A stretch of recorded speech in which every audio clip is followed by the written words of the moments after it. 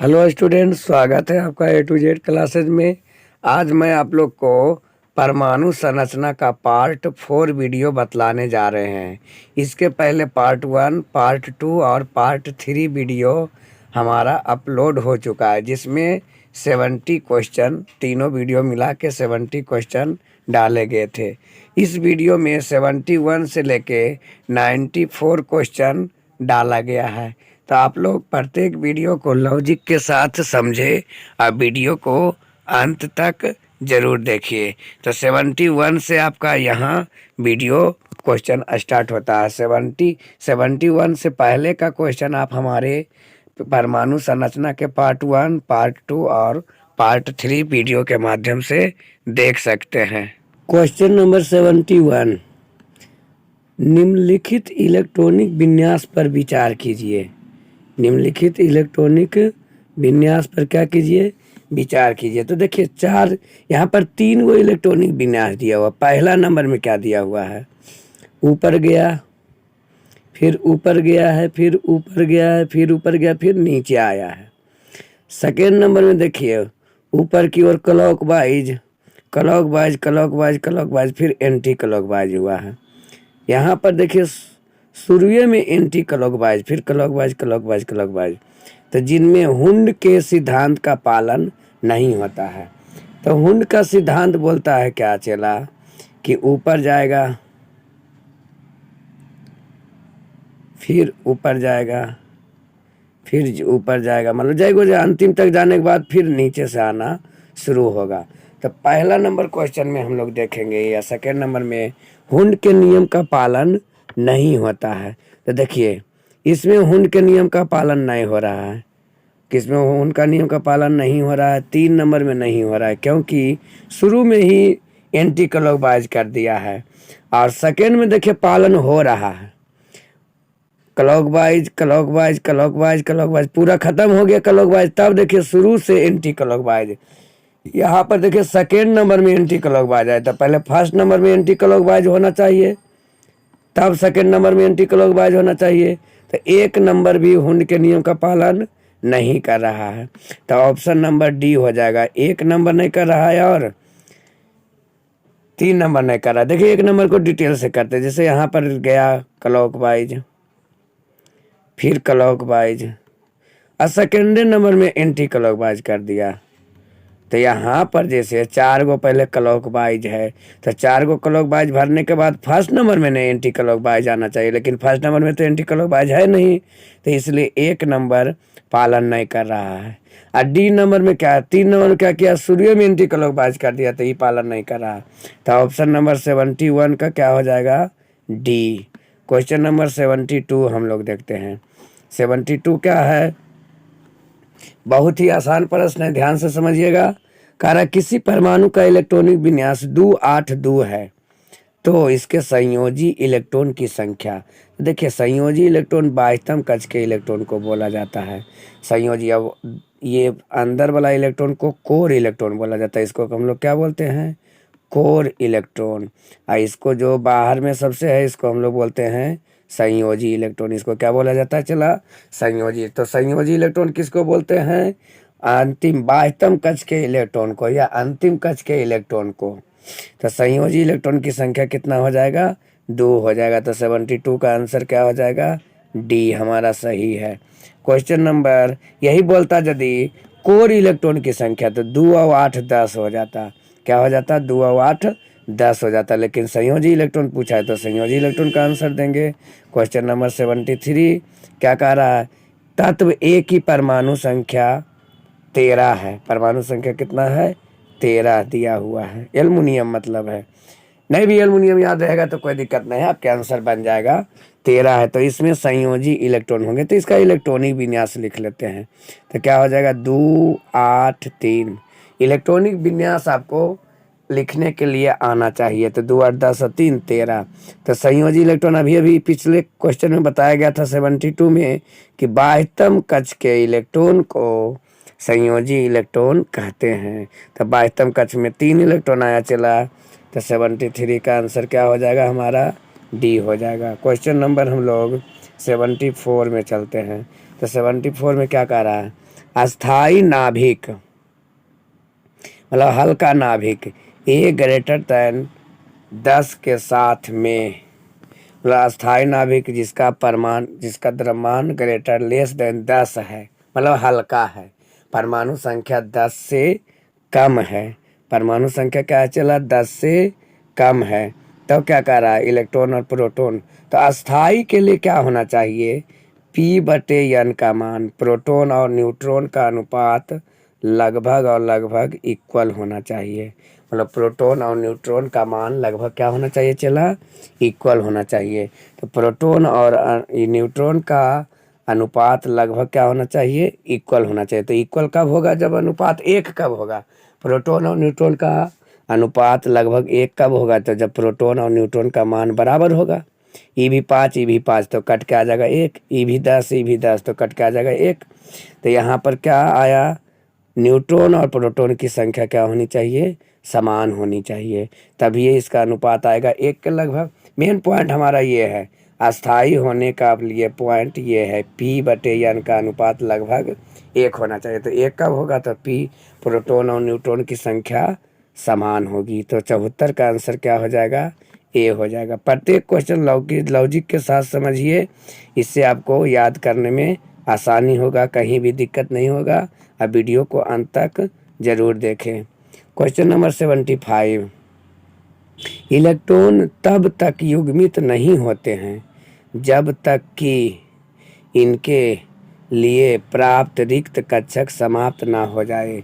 यह नियम कहलाता है हुंड का नियम। देखिए जोड़ा कब लगता है जब पहले कक्षक जो है पहले एक एक करके जाता है फिर उसके बाद जोड़ा होता है। तो ये नियम कौन दिया था हुंड नामक वैज्ञानिक।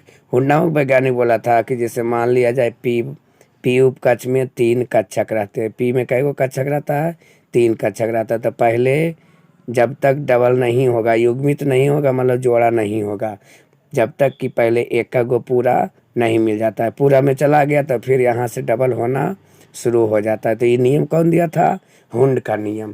तो युग्मित मतलब जोड़ा लगना, तो जोड़ा नहीं हो सकता जब तक कि पहले समाप्त मतलब रिक्त समाप्त नहीं हो जाता। रिक्त मतलब एक का गो पहले चल जाएगा उसके बाद जाएगा। तो ये नियम कौन वैज्ञानिक हुंड का नियम कहलाता है। कौन नियम कहलाता है चला हुंड का नियम। तो 75 का आंसर ए हो जाएगा। क्वेश्चन नंबर 76 की ओर चलते हम लोग। क्या है अनिश्चितता के सिद्धांत का प्रतिपादन किसने किया था। तो अनिश्चितता का सिद्धांत है क्या पहले ये जान लीजिए। तो ये क्या कहता है कि जिसमें द्विक प्रकृति होती है जिस भी कण में, जैसे इलेक्ट्रॉन में द्विक प्रकृति होती है तो इसमें स्थिति मतलब स्थान और वेग, स्थान स्थिति वेग उसी को स्थान एक साथ अनुमान नहीं लगाया जा सकता, मतलब एक साथ उसका निर्धारित नहीं किया जा सकता है। यही नियम अनिश्चितता का नियम कहलाता है। मतलब द्विक प्रकृति वाले कण का स्थिति और वेग का निर्धारण एक साथ नहीं किया जा सकता है। इस नियम को अनिश्चितता का सिद्धांत कहते हैं। ये वैज्ञानिक किसने दिया था हाइजेनबर्ग। कौन वैज्ञानिक हाइजेनबर्ग। तो बी नंबर 76 का आंसर क्या हो जाएगा बी। क्वेश्चन नंबर 77 की ओर हम लोग चलते हैं। कारण नाभिक की खोज रदरफोर्ड ने किन कणों की सहायता से किया था। तो अल्फा प्रकीर्णन करवाया था। कौन प्रकीर्णन, तो उसमें अल्फा किरण का प्रयोग किया था। अब पूछेगा किस धातु के पत्थर पर या किस तत्व के पत्थर पर प्रहार करवाया था। तो वहां पर एयू सोना धातु के पत्थर पर मतलब पतला चदरा पर अल्फा किरण का क्या करवाया था प्रहार करवाकर नाभिक का खोज किया था। तो कण पूछा है तो अल्फा कण और तत्व पूछेगा तो सोना एयू। तो अल्फा कण यहाँ पर क्या हो जाएगा किन कणों की सहायता से की थी तो अल्फा कण। तो 77 का सही आंसर ए हो जाएगा। हम लोग क्वेश्चन नंबर 78 की ओर चलते हैं। 78 में क्या कह रहा है चला ध्यान से समझिए क्वेश्चन को। वह कण जो नाभिकीय कणों को बांधे रखने का काम करता है। वह कण जो नाभिकीय कणों को बांधे रखने का काम करता है। ऐसे नाभिक में कौन कौन कण रहता है प्रोटॉन और न्यूट्रॉन रहता है। इलेक्ट्रॉन कक्ष में रहता है। तो बांधे रखने का काम कौन करता है मेसॉन, याद रखना है क्या क्या होता है चला, मेसॉन। तो 78 का आंसर डी हो जाएगा क्या, मेसॉन। नाभिकीय कणों को बांधे रखने का काम करता है कौन, मेसॉन। इसमें स्पिन नहीं होता है, इसमें क्या होता है, स्पिन नहीं होता है, इसमें स्पिन नहीं होता है और इसका संकेत होता है पाई। मेसॉन का संकेत क्या होता है चला, पाई होता है, इसमें चक्रण नहीं रहता है। तो क्वेश्चन नंबर हम लोग का 79 क्या कह रहा है, किसी तत्व की रासायनिक प्रकृति निर्भर करती है, मतलब रासायनिक गुण किस पर निर्भर करेगा। तो यदि परमाणु संख्या देगा, परमाणु यहाँ पर इलेक्ट्रॉन के बारे में बोल रहा है, तो आवेश पर, इलेक्ट्रॉन पर, संयोजी इलेक्ट्रॉन पर, प्रोटॉन पर।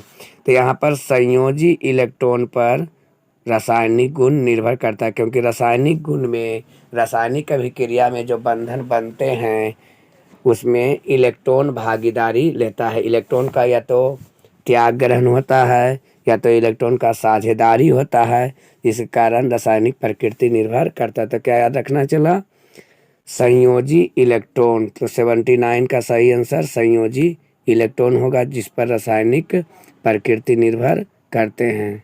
80 नंबर क्वेश्चन कह रहा है न्यूट्रॉनों की खोज करता है, मतलब न्यूट्रॉनों का खोज किस वैज्ञानिक, न्यूट्रॉन अलग है और न्यूट्रिनो अलग है, ध्यान देना है। इन्हें कि न्यूट्रॉन सीधे दे देना है, न्यूट्रॉन अलग हुआ, प्रोटॉन इलेक्ट्रॉन न्यूट्रॉन वो वाला न्यूट्रॉन नहीं है, ये न्यूट्रिनो है। तो न्यूट्रिनो के खोज करता कौन थे, मतलब न्यूट्रॉन का खोज किसने किया था, तब पाउली नामक वैज्ञानिक। कौन वैज्ञानिक, पाउली। तो 80 का सही आंसर बी होगा। हम लोग 81 नंबर देखते हैं। 81 नंबर क्वेश्चन क्या है, मेसॉन के खोजकर्ता कौन है। मेसॉन अभी आप लोग को बताए थे कि नाभिकीय कण को बांध करके रखता है मेसॉन, इसका संकेत पाई होता है। तो 81 में हम लोग देखेंगे मेसॉन के खोजकर्ता कौन है, तो युकावा। बहुत महत्वपूर्ण क्वेश्चन है, बहुत VVI क्वेश्चन है, चला इसको याद रखिएगा। मेसॉन के खोजकर्ता का नाम युकावा। मेसॉन का खोज किसने किया था, तो युकावा। बहुत बार ये क्वेश्चन कंपटीशन में पूछा जा चुका है। क्वेश्चन नंबर तो क्या रखेगा, मेसॉन के खोजकर्ता का नाम युकावा। तो 81 का सही आंसर सी हो जाएगा। क्वेश्चन नंबर हम लोग 82 देखते हैं। 82 में क्या दिया हुआ है, रदरफोर्ड के अल्फा कणों ने सबसे पहले दिखाया कि परमाणु में होता है। तो परमाणु में क्या होता है, नाभिक होता है। परमाणु क्या होता है, नाभिक होता है। तो अल्फा, रदरफोर्ड जब अल्फा कण का प्रहार करवाया था, मतलब अल्फा प्रकीर्णन जब करवा रहे थे, क्या करवा रहे थे, अल्फा प्रकीर्णन की प्रक्रिया करवाया जा रहा था। नाभिक के, परमाणु के नाभिक के चारों तरफ अल्फा प्रकीर्णन का प्रहार करवाया जा रहा था। तो अधिकांश किरण बाहर बिना विचलित हुए पार कर जाता था। जो किरण नज़दीक से जा रहा था तो वो विचलित हो रहा था, तो इससे पता चला कि नाभिक धन आवेशित है। और टकरा के वापस लौट गया तो मतलब नाभिक में कोई कण है, तो उसी से पता चला कि नाभिक होता है। तो नाभिक का खोज रदरफोर्ड किया था और अल्फा कणों से। तो सबसे पहले दिखाया परमाणु में होता है क्या, नाभिक। तो 82 का सही आंसर क्या हो जाएगा हमारा, सी हो जाएगा, नाभिक। Question number 83। क्वेश्चन नंबर 83 में क्या है, चला ध्यान से देखिएगा। एक परमाणु के 3 आधारभूत अवयव कौन से हैं, 3 आधारभूत अवयव कौन से हैं, तो प्रोटॉन, न्यूट्रॉन और इलेक्ट्रॉन। तो परमाणु में क्या क्या होता है, परमाणु के अंदर चला रहता है कौन कौन, 3 कण रहता है, प्रोटॉन, इलेक्ट्रॉन और न्यूट्रॉन। इसको ट्रिक से हम लोग याद रखते हैं, पेन, PEN, पेन। तो परमाणु के अंदर पेन रहता है, प्रोटॉन, इलेक्ट्रॉन और न्यूट्रॉन। तो आधारभूत अवयव, अवयव किसको बोला जाता है, जिससे मिलकर बनता है उसे अवयवी कण बोलते हैं। जिससे मिलकर कोई पदार्थ बना होता है उसे अवयवी, उस पदार्थ का अवयवी कण कहा जाता है। जैसे घर बनता है सीमेंट बालू ईंट, तो घर का अवयवी कण सीमेंट बालू ईंट हो गया। उसी तरह से परमाणु किससे मिलकर बना होता है, प्रोटॉन, इलेक्ट्रॉन और न्यूट्रॉन से। तो प्रोटॉन, इलेक्ट्रॉन तथा न्यूट्रॉन। तो ऑप्शन नंबर क्या हो जाएगा, 83 का ऑप्शन बी होता है। क्वेश्चन नंबर हम लोग 84 की तरफ चलते हैं। 84 में क्या दिया हुआ है चला, ध्यान से समझना है। निम्न में कौन सा एक परमाणु का भाग नहीं है? परमाणु का भाग नहीं है, क्या रखना है? परमाणु। तो परमाणु का भाग नहीं मतलब परमाणु के अंदर नहीं रहता है। परमाणु के अंदर इलेक्ट्रॉन रहता है तो ये परमाणु का भाग हुआ। प्रोटॉन भी रहता है तो परमाणु का भाग हुआ। न्यूट्रॉन भी रहता है तो परमाणु का भाग हुआ।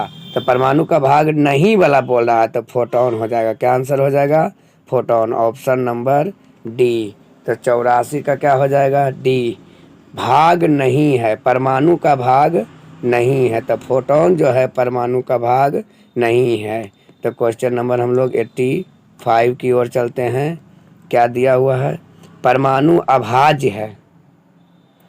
यह निम्नलिखित में से किसने प्रस्तावित किया था? अभाज्य मतलब जिसे विभाजित नहीं किया जा सकता है। परमाणु के बारे में बोला गया कि अभाज्य है मतलब परमाणु को विभाजित नहीं किया जा सकता है। तो ये डाल्टन नामक वैज्ञानिक द्वारा कथन था। ये वैज्ञानिक परमाणु को काटा नहीं जा सकता, जो कि गलत साबित हुआ। आगे जाके इसको प्रोटॉन, इलेक्ट्रॉन और न्यूट्रॉन में तोड़ा गया। लेकिन स्टार्टिंग समय में बताया गया था परमाणु का सिद्धांत में डाल्टन द्वारा कि परमाणु अभाज्य होता है, लेकिन वो विभाज्य हुआ। आगे चल के वो विभाज्य साबित हो गया। लेकिन ये प्रस्तावित किसने किया था? डाल्टन नामक वैज्ञानिक। तो आप लोग का यहाँ पर आंसर क्या होता है? 85 का ए नंबर ऑप्शन। अब हम लोग चलते हैं 86 नंबर ऑप्शन में। क्या कह रहा है? कार्बन का परमाणु संख्या 6 तथा परमाणु भार 12 है।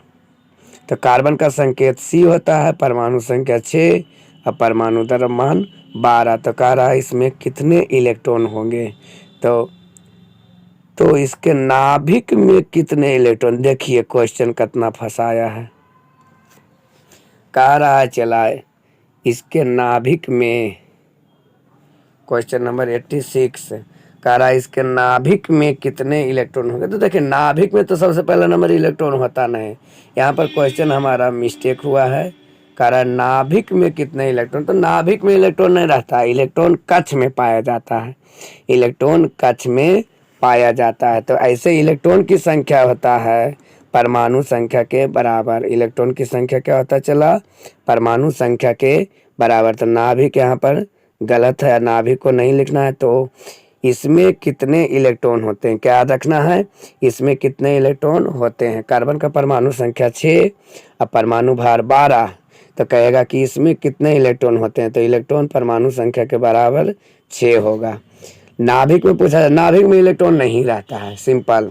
इलेक्ट्रॉन कहाँ पाए जाते हैं? कक्ष में। देखिए नाभिक होता है बीच में, इसमें प्रोटॉन और न्यूट्रॉन रहता है। इसके चारों तरफ वृत्ताकार पथ होता है जिसको कक्ष बोलते हैं। इसमें इलेक्ट्रॉन पाया जाता है। तो यहाँ आंसर हमारा क्या हो जाएगा? 86 का ए नंबर। 86 का ए नंबर।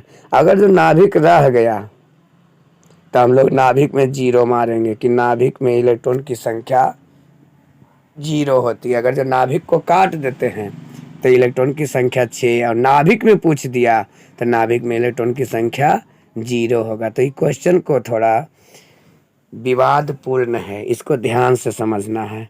अगर जो नाभिक क्वेश्चन में रह गया तो आप काट नहीं सकते वहाँ पर क्वेश्चन में। यहाँ तो हम समझाने के लिए ना आपको बता रहे हैं। अगर जो क्वेश्चन में रह गया तो आपको 0 मारना है, लेकिन नाभिक नहीं रहेगा तो 6 इलेक्ट्रॉन। 87 नंबर, क्वेश्चन नंबर 87 क्या कह रहा है? यूरेनियम।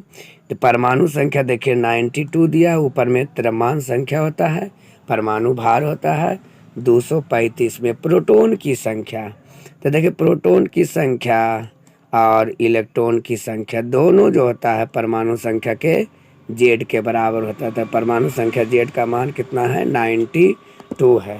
तो परमाणु संख्या के बराबर होता है। तो 87 का आंसर ए नंबर हो जाएगा, 92, ऑप्शन नंबर ए।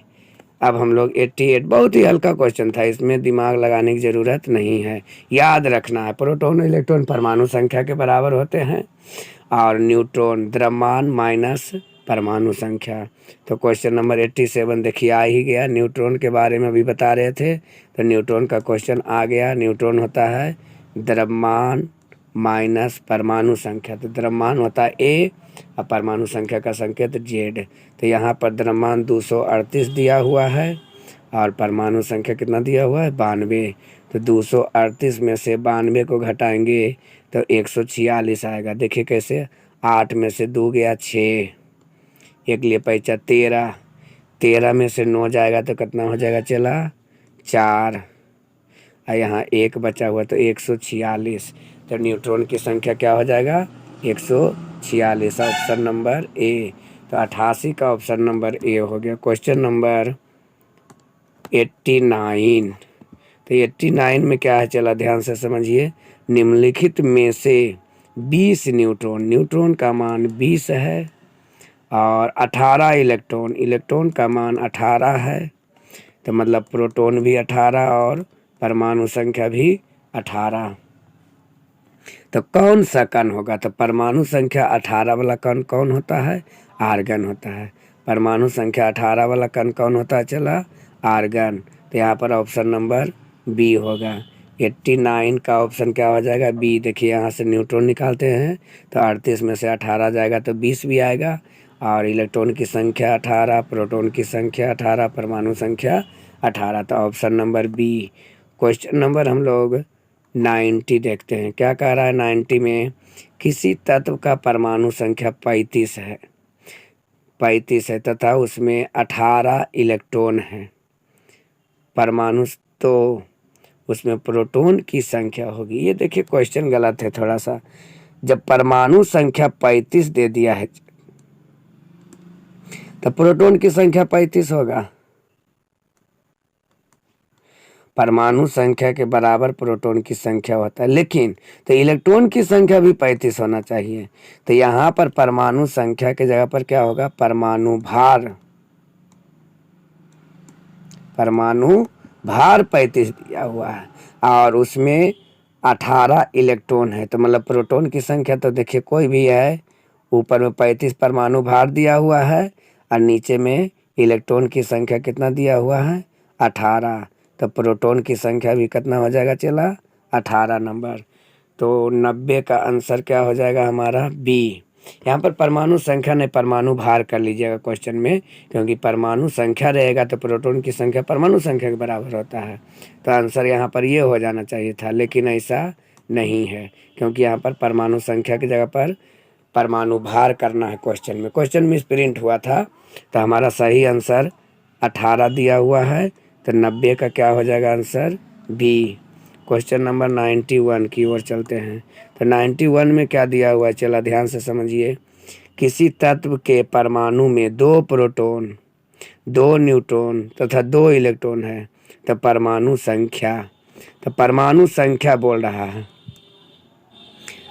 तो कह रहा है 91 में किसी तत्व के परमाणु में 2 प्रोटॉन, 2 न्यूट्रॉन तथा 2 इलेक्ट्रॉन है। तो परमाणु संख्या, तो परमाणु संख्या क्या होता है चला प्रोटॉन के बराबर होता है। परमाणु संख्या का मान जेड होता है, आई पी के बराबर होता है, प्रोटॉन के बराबर होता है। तो प्रोटॉन के बराबर होता है तो बोलिए क्या हो जाएगा आंसर 2। 2 प्रोटॉन दिया हुआ है तो 2। और यही यहाँ पर द्रव्यमान पूछेगा, परमाणु द्रव्यमान। तो प्रोटॉन प्लस न्यूट्रॉन तो 2 प्लस 2 कितना हो जाएगा 4। तो द्रव्यमान, यही तो परमाणु द्रव्यमान बोलेगा तो 4 होगा और परमाणु संख्या बोलेगा तो 2 होगा। तो 91 का सही आंसर क्या हो जाएगा ए नंबर हो जाएगा 2। और परमाणु संख्या बोलेगा चला तो क्या हो जाएगा परमाणु संख्या, परमाणु द्रव्यमान 4 और परमाणु संख्या 2। तो यहाँ पर हम लोग का आंसर क्या है परमाणु संख्या का है तो 2 होगा।